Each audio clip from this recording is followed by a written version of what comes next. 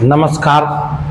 माँ भगवती शिक्षण संस्थान के ऑनलाइन क्लास में आप सभी छात्र छात्राओं का स्वागत है। हम लोग पिछले वाले वीडियो में पढ़े थे अम्ल, क्षार और लवण के बारे में, जिसमें हम लोग प्राकृतिक सूचक भी पढ़ लिए थे और प्राकृतिक सूचक पर भी हम लोग बात कर लिए थे। लेकिन किसी कारणवश टेक्निकल प्रॉब्लम होने के कारण जो उसमें सूचक और प्राकृतिक सूचक का जो वो वीडियो बना था उसमें आवाज़ ही नहीं था, साउंड नहीं था। इसलिए हम लोग उसमें अम्ल, क्षार और लवण तक का ही पहला वीडियो में डाल दिया गया है और आप सभी छात्र छात्राएं वह वीडियो को सिलसिलेवार देखेंगे ताकि आपको समझ में आएगा। यदि आप किसी भी चीज़ को सिलसिलेवार यदि नहीं देखिएगा तो फिर थोड़ी परेशानी हो सकती है, उसको समझने में दिक्कत हो सकता है। इसलिए उनको आप सिलसिलेवार देखेंगे और हम अब आगे लेके चलते हैं विषय वस्तु पर। यह केमिस्ट्री का यह दूसरा अध्याय, क्लास 10th का केमिस्ट्री का यह दूसरा अध्याय चल रहा है, जिसमें अम्ल, क्षारक और लवण ये चैप्टर चल रही है ये अभी फिलहाल। तो हम लोग अम्ल, क्षार और लवण पे बात कर लिए थे और अभी हम लोग पढ़ने के लिए जा रहे हैं किसके बारे में, तो सूचक। और इसी को हम लोग क्या कहते हैं, इंग्लिश में इंडिकेटर कहते हैं। तो सबसे पहली बात है जो सूचक कहते हैं किसको, तो कहता है जो वैसा पदार्थ जिसका उपयोग अम्ल, क्षारक एवं लवण की जांच में किया जाता है उसे हम क्या कहते हैं, सूचक कहते हैं। तो कहता है वह एक वैसा पदार्थ जिससे हम क्या करते हैं, अम्ल, क्षार और लवण की जांच कर लेते हैं। तो जिस पदार्थ से अम्ल का, क्षारक का और लवण का क्या किया जाता है, जांच किया जाता है, पहचान किया जाता है, उसी को हम क्या कहते हैं, सूचक कहते हैं। उसी को क्या कहते हैं, सूचक कहते हैं। जिस प्रकार से आप देखे होंगे आपके घर में बाइक होगा या आपके घर में कोई भी ये जो है वह क्या होगा, ऑटोमोबाइल होगा। जैसे कि आपका बस हो गया, कार हो गया, स्कॉर्पियो हो गया, उसके बाद ट्रैक्टर हो गया। तो देखे होंगे जो आपके वाहन में आगे से भी, लेफ्ट साइड से भी और राइट साइड से भी, ये पीछे से भी, लेफ्ट साइड से भी और राइट साइड से भी उसमें क्या लगा रहता है, इंडिकेटर लगा होता है। तो वह इंडिकेटर का काम होता है, जो आप देखे होंगे वाहन में जो इंडिकेटर लगा होता है उससे क्या होता है, जब कहीं मुड़ना होता है, जैसे कि मान लिया जाए लेफ्ट मुड़ना है तो लेफ्ट वाला इंडिकेटर जलाया जाता है और राइट मुड़ना है तो राइट वाला इंडिकेटर जलाया जाता है। तो लेफ्ट वाला यदि इंडिकेटर जलाता है तो आगे से आने वाली वाहन समझ जाता है ये लेफ्ट मुड़ेगा, और जब उसका आगे वाला इंडिकेटर भी लेफ्ट साइड का जलते रहता है, पीछे वाला इंडिकेटर भी उसका लेफ्ट साइड का जलते रहता है। तो पीछे वाला जो पीछे से कोई वाहन आ रही है तो वह भी समझ जाता है ये लेफ्ट मुड़ने वाला। यदि राइट साइड का इंडिकेटर जलते रहता है तो आगे से आने वाला भी वाहन समझ जाती है राइट की ओर टर्न लेगा, और पीछे से आने वाले बैक से भी जो वाहन आती है तो वह समझ जाता है ये राइट की ओर टर्न लेगा। तो वह वहाँ जो वाहनों में जो इंडिकेटर लगा होता है तो वह क्या करता है, जो लेफ्ट जाना है या राइट जाना है वह टर्न की दिशा को इंडिकेट करता है, सूचित करता है, सूचना देती है। तो ठीक उसी प्रकार से यहाँ सूचक जो होता है, यहाँ जो सूचक है वह क्या करता है, अम्ल का, क्षारक का एवं लवण का क्या कर देता है, जांच कर देता है। तो वह मान लिया जाए कोई भी पदार्थ अम्ल है या क्षार है या लवण है तो इसका जांच करने के लिए कुछ ना कुछ तो होना चाहिए। जब तक मान लेते हैं यदि ऐसा तो नहीं है, हम जैसे कि अभी परिभाषा में बात किए थे, जो अम्ल की परिभाषा में बात किए थे, तो वैसा पदार्थ जो स्वाद में प्रायः क्या होता है, खट्टा होता है और जो क्या कर देता है, नीले लिटमस पत्र को लाल कर देता है। तो वह स्वाद में मान लिया जाए प्रायः खट्टा होता है। अब हम जैसे कि बात किए थे वहाँ सल्फ्यूरिक अम्ल के बारे में, जिसका रासायनिक सूत्र क्या होता था, H2SO4 जो सल्फ्यूरिक अम्ल होता था, यह काफ़ी स्ट्रॉन्ग एसिड होते हैं और यह इतने स्ट्रॉन्ग एसिड होते हैं जो यह त्वचा को भी जला सकता है। तो आप ये सल्फ्यूरिक अम्ल को जी से चख तो नहीं सकते हैं, यदि चखिएगा तो आपके जी के त्वचा को जला देगा। इसलिए इसे जांच करने के लिए क्या किया जाता है, एक सूचक लिया जाता है जिससे वह चीज़ की जांच हो जाती है, कौन सा अम्ल है विलयन, कौन सा क्षारक है और कौन सा लवण है। इसकी जांच करने के लिए जिसका प्रयोग किया जाता है उसी को हम क्या कहते हैं, सूचक कहते हैं। समझ में आ गया होगा बच्चों। देखिए हम आपको जो पढ़ा रहे हैं बिल्कुल सरल भाषा में परिभाषा लिखा रहे हैं ताकि आपको किसी भी तरह की दिक्कत ना हो। और यदि इस तरह से जिस तरह से हम आपको पढ़ा रहे हैं, यदि आप इसको हर एक वीडियो को सिलसिलेवार देखते रहिएगा, क्रमबद्ध तरीके से देखते रहिएगा, तो हम आपको विश्वास दिलाते हैं जो बिहार बोर्ड के एग्जाम में एक भी क्वेश्चन आपसे ये नहीं छूटेगा, एक भी क्वेश्चन ऐसा होगा जो नहीं बनेगा, इसका हम पूरे गारंटी के साथ कहते हैं कोई ऐसा क्वेश्चन ही नहीं होगा जो कि आपका फिजिक्स केमिस्ट्री बायो में नहीं बनेगा। जबकि मैं बता दूं जो इस बार हमारे यहाँ जो है ऑफलाइन के माध्यम से ये लगभग 77 बच्चे ये पढ़ रहे थे, जिसमें 77 बच्चे में 50 बच्चे फर्स्ट डिवीजन किए हैं और उसमें से 7 बच्चे ऐसे हैं जो 80% प्लस मार्क आया है उन बच्चों का। तो जो आप लोग भी यदि ये ऑनलाइन के माध्यम से या ऑफलाइन के माध्यम से सिलसिलेवार हो करके ये जो आप थोड़ा रिस्पॉन्सिबिलिटी के साथ यदि पढ़िएगा तो निश्चित रूप से आपका भी रिजल्ट बेहतर होगा। और जब भी आप पढ़ने के लिए बैठिए, चाहे आप यूट्यूब के ही माध्यम से पढ़ रहे हैं, तो आपके मन में हमेशा इस तरह की भावना होनी चाहिए, कल से मेरा एग्जाम है। यदि आपके मन में इस तरह की भावना होगी जो कल से मेरा एग्जाम है, तो आप निश्चित रूप से उस पर आप ज़्यादा फोकस कीजिएगा और ज़्यादा रिस्पॉन्सिबिलिटी के साथ पढ़िएगा। और हर संभव आपके मन में यह तरह की भावना होगी, हमें कल से हमारा ये फिजिक्स का या केमिस्ट्री का या बायो जो भी आप पढ़ रहे हैं या मैथ्स पढ़ रहे हैं या हिंदी या इंग्लिश संस्कृत जो भी पेपर पढ़ रहे हैं, तो आपके मन में इस तरह की भावना होगी कल से इस सब्जेक्ट का एग्जाम है, तो आप निश्चित रूप से पूरे गंभीर रूप से पूरे डीप रूप से जो है निश्चित रूप से और जो है आप अध्ययन कीजिएगा। और हमेशा एक नया जोश रहेगा आपके शरीर में, एक नई जुनून होगी और नए जोश और जुनून के साथ यदि आप पढ़िएगा तो निश्चित रूप से आप एक अच्छे स्टूडेंट बनिएगा, एक टॉपर स्टूडेंट बनिएगा। इसलिए आपके अंदर जो है वह संघर्ष करने की क्षमता होनी चाहिए और एक अंदर से जुनून होनी चाहिए ये पढ़ाई के प्रति। जब आपके अंदर जुनून होगा तो जरूर सफलता मिलेगी। तो कोई भी काम करने के लिए एक जुनून आपके अंदर सवार होना चाहिए, पागलपन होना चाहिए। ये जिस तरह से ये किसी भी काम को करने के लिए देखे होंगे, कोई व्यक्ति किसी काम के प्रति पागल रहता है, और उसी तरह से आपके अंदर यदि आपको किसी चीज़ को अच्छे मंजिल तक पहुंचना है तो आपके अंदर पागलपन सवार होना चाहिए। पागल की तरह आप उस पर मेहनत कीजिए, पढ़िए और इस तरह से मेहनत कीजिए जो लगे बगल वाले पड़ोसी को लगे जो नहीं इसका बच्चा पढ़ के कुछ कर ले, यानी आपकी पढ़ाई की तरीका देख के उसको डर हो जाए जो बाप रे ये बच्चा पढ़ के कल नौकरी ले लेगा। क्योंकि आपको पता है गांव समाज में इस तरह की भावना जरूर होती है, यदि कोई आगे बढ़ने लगता है तो पीछे से पैर खींचने वाला जरूर होता है। तो आप उसके अनुसार काम कीजिए और अच्छे से मेहनत कीजिए ताकि आपको सफलता जरूर मिलेगी। कहता है जो कोशिश करता है उसका कभी हार नहीं होता, इसलिए कोशिश कीजिए, हार कभी भी नहीं होगी। चलिए आगे देखते हैं हम लोग, बोर्ड पे ध्यान दीजिएगा बच्चों। तो कहता है सूचक के प्रकार, टाइप्स ऑफ इंडिकेटर। इंडिकेटर के प्रकार कहता है सूचक जो होता है आपको 3 प्रकार का होता है। एक होता है प्राकृतिक सूचक, दूसरा होता है कृत्रिम या संश्लेषित सूचक और तीसरा होता है गंधीय सूचक।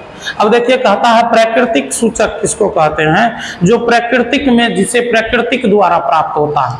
जैसे कि मान लिया जाए हमारे हाथ में ये मार्कर है, तो ये मार्कर को आप प्राकृतिक नहीं कह सकते हैं, इसको संश्लेषित कहते हैं, कहेंगे। क्यों? क्योंकि इसका निर्माण कोई ना कोई मानव किया है। ये बोर्ड, व्हाइट बोर्ड लगी हुई है, ये व्हाइट बोर्ड को आप प्राकृतिक नहीं कह सकते हैं, इसको आप क्या कहिएगा? संश्लेषित कहिएगा। क्यों? क्योंकि इसका निर्माण कोई ना कोई मानव किया। लेकिन यही इस रूम में अभी वायु है, इस वायु से हम ऑक्सीजन ले रहे हैं अपने शोषण के लिए, तो वायु जो है वह प्राकृतिक है। वायु क्या है? प्राकृतिक है। जैसे कि मान लिया जाए आपका आम का पौधा है, लीची का पौधा है, धान का पौधा है या कोई भी पेड़ पौधे हैं, तो वह सभी क्या है? प्राकृतिक है। यह कौन सा क्या चीज है? प्राकृतिक है। तो उसी तरह से कहता है सूचक जो होता है, एक होता है प्राकृतिक सूचक, नेचुरल इंडिकेटर, और दूसरा कहता है कृत्रिम सूचक या संश्लेषित सूचक। कृत्रिम सूचक वैसे सूचक को कहते हैं जो मानव क्रियाकलापों के द्वारा, जिस सूचक का निर्माण मानव क्रियाकलापों के द्वारा बनाया गया हो, मानव क्रियाकलापों के द्वारा तैयार किया गया हो, वैसे सूचक को हम कौन सूचक कहते हैं? कृत्रिम सूचक कहते हैं। कौन सूचक कहते हैं? कृत्रिम सूचक कहते हैं या संश्लेषित सूचक कहते हैं।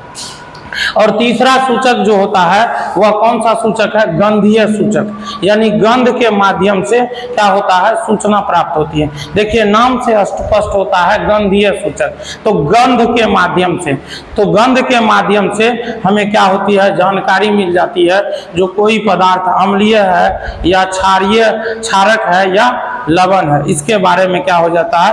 पता जिसके द्वारा मिल जाता है, उस जिस सूचक के माध्यम से, उसे हम गंधीय सूचक कहते हैं। चलिए बारी बारी से हम तीनों परिभाषाओं को देखते हैं। बच्चों ध्यान दीजिएगा बोर्ड पे।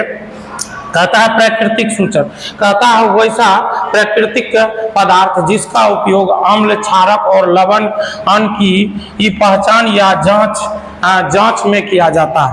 और कहता है वैसा प्राकृतिक पदार्थ जिसका उपयोग जो है, यानी कि वैसा प्राकृतिक पदार्थ जिसका उपयोग अम्ल, क्षारक और लवण की जांच, लवण की पहचान या जांच में करते हैं। यानी वैसे प्राकृतिक से जो पदार्थ प्राप्त होता है, जो प्राकृतिक के द्वारा पदार्थ प्राप्त होता है, और उस पदार्थों से हम अम्ल के बारे में, अम्ल के और क्षारक के और लवण का क्या कर लेते हैं? पहचान कर लेते हैं। यानी प्राकृतिक से जो पदार्थ प्राप्त होता है, और उन पदार्थों से हम क्या करते हैं? अम्ल के बारे में, क्षारक के बारे में और लवण के बारे में हम पहचान कर लेते हैं या क्या कर लेते हैं? जांच कर लेते हैं। पहचान करते हैं या क्या करते हैं? जांच करते हैं। कहते जांच किया जाता है, उसे ही हम क्या कहते हैं? प्राकृतिक सूचक कहते हैं। और जिसके मदद से, जिन प्राकृतिक पदार्थों के मदद से हम क्या कर लेते हैं? अम्ल का, क्षारक का और लवण का जांच या पहचान कर लेते हैं, उसी प्राकृतिक पदार्थ को हम प्राकृतिक सूचक कहते हैं। समझ में आ गया होगा। अगला जैसे देखिए इसका एग्जाम्पल क्या कहता है? जो लिटमस पत्र हो गया, हल्दी हो गया, लाल पत्ता गोभी हो गया, चुकंदर हो गया, कहता है हाइडेंजिया हो गया, पिटनिया हो गया, जेरानियम हो गया, पेटूनिया, जेरानियम के फूल की पंखुड़ियां। कहता है जो ये सभी जो हैं, ये तीनों आपका जो है यह पर्वतीय फूल है, ये पर्वत पर पाए जाने वाले ये क्या हैं? फूल हैं। और इनकी पंखुड़ियों से भी क्या किया जाता है? अम्ल, क्षार और लवण का क्या कर लिया जाता है? पता लगा दिया जाता है। तो कहता है ये तीनों जो है डेजिया हो गया, पिटनिया हो गया, जेरानियम हो गया, और ये सभी क्या हैं? पर्वतीय फूल हैं, पर्वत पर पाए जाने वाले फूल हैं। और इनकी यानी पहाड़ी क्षेत्रों में ये पाया जाता है, हम लोग के क्षेत्रों में यह नहीं पाया जाता, इसलिए आप नहीं देखे हैं, नहीं इसका आप सिर्फ नाम जान रहे हैं, देखे नहीं होंगे। यह पर्वतीय क्षेत्रों में, जहाँ पहाड़ी क्षेत्र होता है उस क्षेत्र में यह पाया जाता है। इन सभी फूल की पंखुड़ियों से हम अम्ल, क्षारक और लवण का भी क्या कर लेते हैं? पता कर लेते हैं। अब देखिए हम बारी बारी से तीनों को सभी को समझने का प्रयास करते हैं।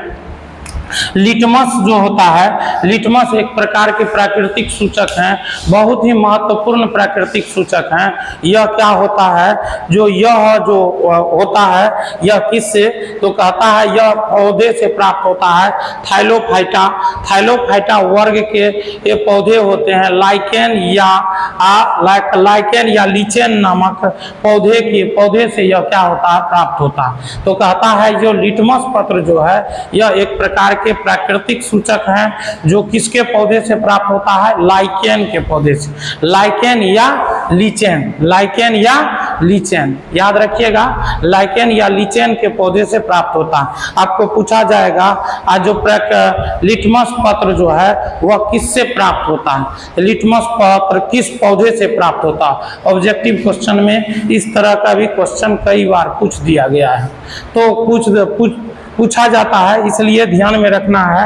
कहता है जो लिटमस पत्र जो है वह आपको किस प्रकार के पौधे से प्राप्त होता है, तो या किस पौधे से प्राप्त होता है, तो लाइकेन या लीचेन नामक पौधे से जो है वह क्या होता है, लिटमस पत्र प्राप्त होता है। और पूछा जाएगा आपको जो ये प्राकृतिक, इसका जो नेचुरल रंग होता है, प्राकृतिक कलर कहता है, नेचुरल रंग जो होता है या नेचुरल कलर जो होता है, प्राकृतिक रंग जो होता है यह किस रंग का होता है, तो प्राकृतिक में इसका रंग किस रंग का होता है, बैगनी रंग का। याद रखिएगा अब बच्चों, यह क्वेश्चन आपका ऑब्जेक्टिव में पूछ देगा जो लिटमस पत्र का प्राकृतिक रंग कैसा होता है, तो किस रंग का होता है, बैगनी रंग का। देखिए यहाँ हम लिखे हैं यह किस रंग का होता है, बैगनी रंग का। तो कहता है यह बैगनी रंग के ये होते हैं। तो देखिए कहता है लिटमस। अब देखिएगा हल्दी, हल्दी देखिए आप लोग जब खाना बनाता होगा तो सब्जी में, दाल में ये हल्दी डालते होंगे, या कभी कभी क्या करते होंगे,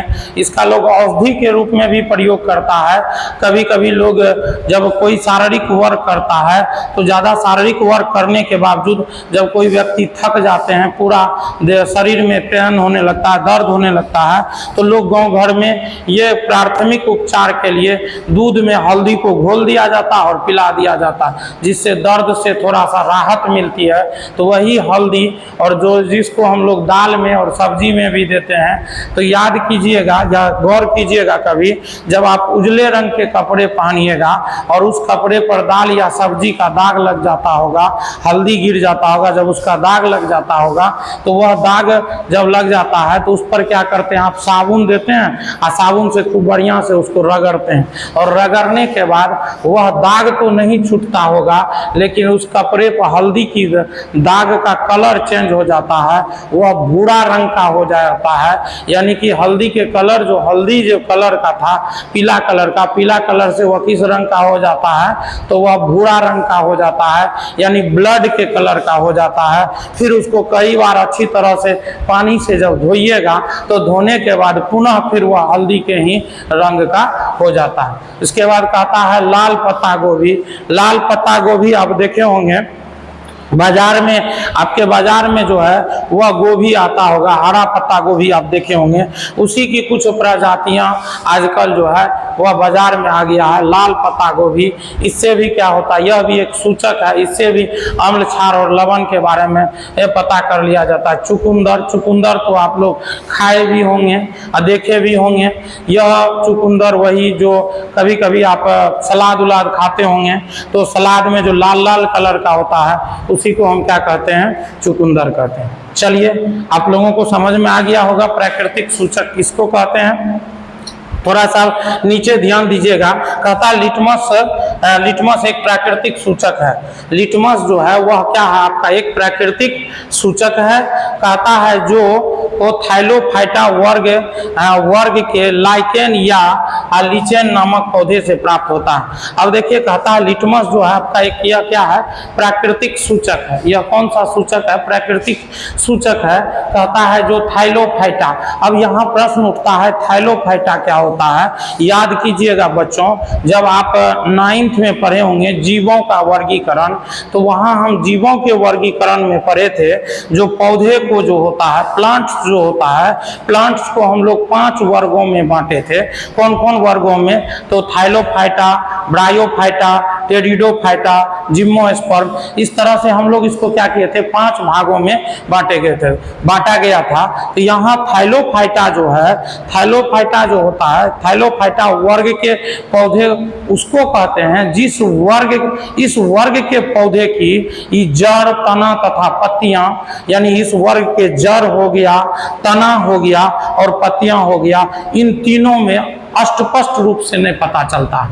यह तीनों का अस्पष्ट रूप से, यानी जड़, तना और पत्तियां में अस्पष्ट रूप से क्या होता है, डिफरेंस नहीं होता है, विविधता नहीं होती है।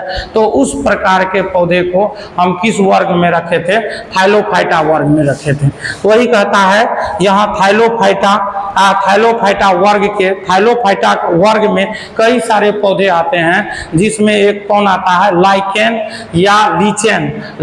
या लीचेन नामक एक पौधे आते हैं, और जिनके पौधे से कौन सी की प्राप्ति होती है, आपको लिटमस पत्र की प्राप्ति होती है। कहता है वह प्राकृतिक अवस्था में बैंगनी रंग के होते हैं, और जब यह लाइकेन या लीचेन नामक पौधे से जब लिटमस पत्र आपको प्राप्त होता है, तो उसका कलर जो है, नेचुरल कलर जो होता है, वह किस रंग का होता है, बैंगनी रंग का होता है।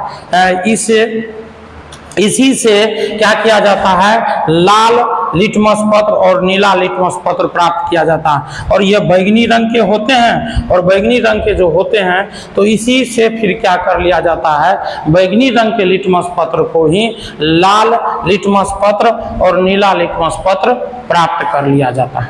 समझ में आ गया होगा बच्चों। आगे बढ़ देखिए, कहता है कृत्रिम या संश्लेषित सूचक। कृत्रिम या संश्लेषित सूचक किसको कहते हैं, तो कहता है वैसा कृत्रिम या संश्लेषित सूचक जिसका उपयोग अम्ल, क्षार तथा लवण की जांच में होता है, उसे हम कृत्रिम या संश्लेषित सूचक कहते हैं। तो देखिए होता क्या है, जो प्राकृतिक सूचक की जो बात रही, तो प्राकृतिक सूचक ऐसा होता है, कभी कभी कुछ प्राकृतिक सूचक ऐसे होते हैं जो नहीं अवेलेबल हो पाता, नहीं मिल पाता। तो उस स्थिति में वैज्ञानिक को फिर तो अम्ल, क्षार और लवण की जांच करने में थोड़ी परेशानी हो रही थी, तो इसलिए वैज्ञानिकों ने अपने क्रियाकलापों के द्वारा जो है एक और सूचक का निर्माण किया, और जिसे हम क्या कहते हैं, कृत्रिम सूचक कहते हैं। जैसे कि मान लिया जाए, अभी आपका प्राकृतिक सूचक में देखिए यहाँ लाल पत्ता गोभी हम लिखे हैं, तो ये लाल पत्ता गोभी जो है यह हर समय में उपलब्ध नहीं होता। जैसे कि मान लिया जाए, आज जो लाल पत्ता गोभी ये जो है, आपको कुछ ऐसे साल के कुछ ऐसे मौसम होते हैं, कुछ ऐसे माह होते हैं जिस माह में उपलब्ध नहीं होता, तो फिर उस स्थिति में जो है उनके सूचक के लिए वहाँ अम्ल, क्षार, लवण की जांच करने में परेशानी हो रही थी। तो वैज्ञानिकों ने क्या किया, एक नए सूचक का निर्माण किया, और जिसे हम कौन सूचक कहते हैं, कृत्रिम या संश्लेषित सूचक कहते हैं। उसे क्या कहते हैं, कृत्रिम या संश्लेषित सूचक कहते हैं। तो वही लिखे हम परिभाषा में, वैसा प्राकृतिक या संश्लेषित पदार्थ जिसका उपयोग अम्ल, क्षारक तथा लवण की जांच में होता है, अम्ल, क्षारक तथा लवण की जांच में, यानी वैसा कृत्रिम पदार्थ या वैसा मानव निर्मित पदार्थ जिसका प्रयोग जो है, जिसका उपयोग जो है हम लोग किसके लिए, अम्ल, क्षारक तथा लवण की जांच में करते हैं, उसे हम क्या कहते हैं, कृत्रिम या संश्लेषित सूचक कहते हैं। जैसे कि आपका हो गया मेथाइन ऑरेंज, जैसे क्या हो गया, मेथाइल ऑरेंज। दूसरा हो गया फिनोलथेलिन। ये बहुत ही महत्वपूर्ण क्या है, संश्लेषित सूचक है, जो आपको प्रयोगशाला में, जब आप जाइएगा कभी प्रयोगशाला में, तो वहाँ प्रयोगशाला में मिलेगा कौन, मिथाइल ऑरेंज और फिनोथेलिन और मिथाइल ऑरेंज जो है आपको कहाँ मिलेगा, प्रयोगशाला में मिलेगा। बहुत ही महत्वपूर्ण, बहुत ही यह इम्पोर्टेंट जो है, यह क्या है, कृत्रिम सूचक है इत्यादि। अब अगला पॉइंट देखिए, कहता है गंधीय सूचक। ये नाम से स्पष्ट होता है, गंधीय सूचक, जिससे हम गंध के माध्यम से आपको क्या करते हैं, पता कर लेते हैं। कोई भी चीज को गंध के माध्यम से हम क्या करते हैं, पता करते हैं। तो जिससे गंध के माध्यम से पता चलता है, उसे हम क्या कहते हैं, गंधीय सूचक कहते हैं। तो कहता है वैसा सूचक जो गंध परिवर्तन के द्वारा अम्ल, क्षारक तथा लवण की जांच में उपयोग होता है। यानी कि वैसा कहता है गंधीय सूचक जो गंध में परिवर्तन दे करके वह अम्ल का और क्षारक का और लवण का क्या कर देता है, जांच में उपयोग किया जाता है, जिसका उसी को हम क्या कहते हैं, गंधीय सूचक। यानी गंध में परिवर्तन होता है और गंध में परिवर्तन होने के बाद उससे यह पता चल जाता है, इस बात की जानकारी मिल जाती है यह अम्ल है, यह क्षार है या लवण है, इसके बारे में पता कर देता है, जानकारी दे देती है। तो उस प्रकार के सूचक को हम कौन सूचक कहेंगे, गंधीय सूचक। जैसे आपका प्याज हो गया, जैसे कि प्याज हो गया, लौंग हो गया या लौंग का तेल हो गया, वैसलीन हो गया इत्यादि, ये सभी क्या हैं, कौन सा सूचक है, गंधीय सूचक। समझ में आ गया बच्चों?